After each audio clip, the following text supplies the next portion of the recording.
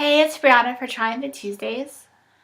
This week we're going to talk about how to separate your voice from your eating disorder's voice. And it can be really hard because oftentimes people with eating disorders view it as their identity, like their eating disorder is their identity. And that happens because eating disorders take up so much of our lives when we're struggling with them and so much of our brain space that we don't have time for any of the things that we used to enjoy, so that becomes our identity. But in order to recover, it's really important to be able to separate your voice from your eating disorder's voice, so we're going to talk about it.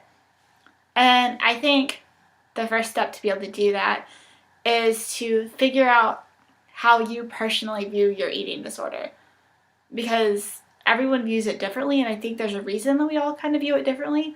It's because eating disorders are all different. So if you can kind of figure out like her personality characteristics and how she is, then as you're figuring out who you are, you can separate the two.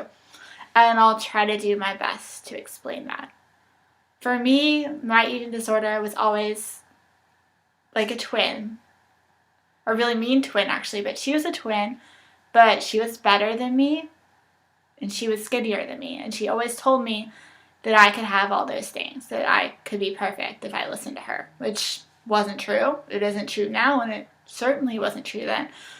But she was like me, but she was just different. Like a twin, but a really evil, nasty twin. And it makes me think of Mean Girls, when all the girls were mean to Lindsay Lohan because she was new, and how Lindsay Lohan thought that if she listened to all these mean girls that she could be popular too, or her life would be perfect. And that's exactly how I view my eating disorder. She was really mean when I think about it. She was nasty, she was manipulative.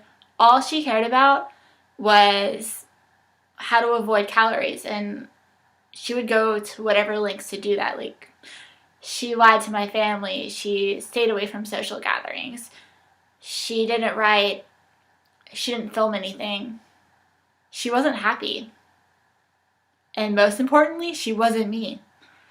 So when I kind of figured out who she was, I was better able to decide like whether it was my eating disorder voice or whether it was me. And yeah, she was just really mean.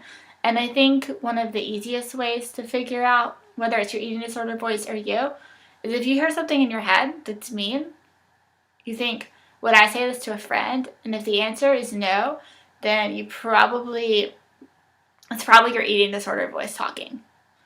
Because if you wouldn't say it to a friend, it's probably really mean. Because I have a friend that, it's not like we say mean things to each other, but we're like straight up with each other. We say that we tell the truth. We're honest. So even if she says something that I don't want to hear, it's to benefit me.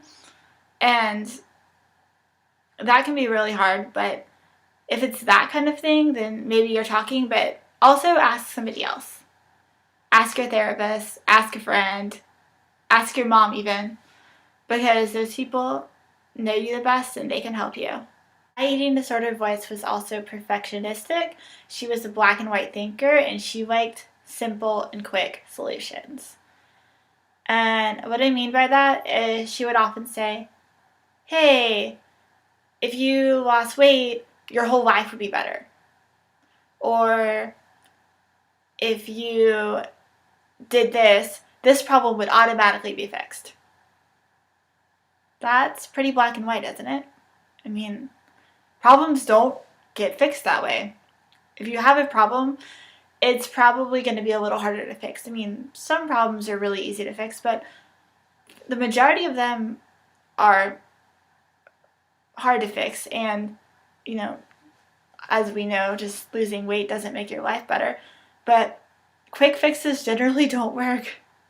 That's why when you get all these as seen on TV products, they're never what they claim to be, because oftentimes if something seems too good to be true, it really is. And when I first developed my eating disorder, I'm like, this is amazing, this is great for a little while, and I will stress a little while on that, because it wasn't great, it was awful.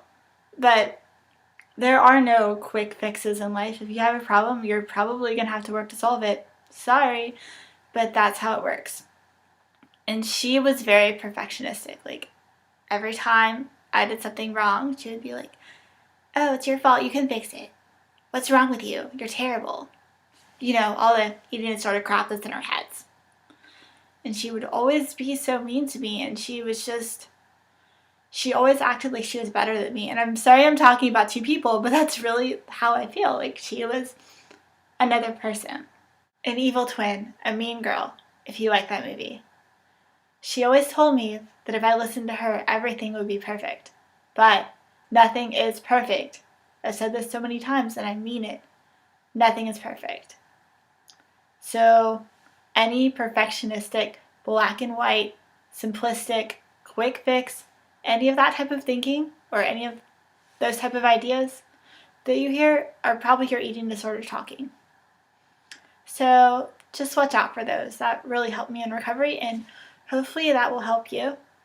And to distinguish between your eating disorder voice and your voice, you also have to learn who you are. So when you start learning about who you are, and I'm sorry, like, that's a process too, not just an event, because as I've mentioned before, our eating disorders take away so much of our identity that it can be really difficult to figure out who we are. But you can figure that out too, generally through therapy or other people, or just self-reflection, or sometimes the process of just getting better. Like, that helps you figure out who you are. But when you figure out who you are, you're better able to see, okay, this is me, this is typically what I would think, or this is my eating disorder voice. So when you can distinguish between those, it's just much easier to recover, because you know which thoughts are yours, and that leads to knowing which thoughts are healthy and which thoughts are unhealthy. But that's a process, as I've said before. And I always tell you this, but if you ever want to reach out for support, I'm here. Recovery is possible. Keep moving forward. Bye, guys. See you next week.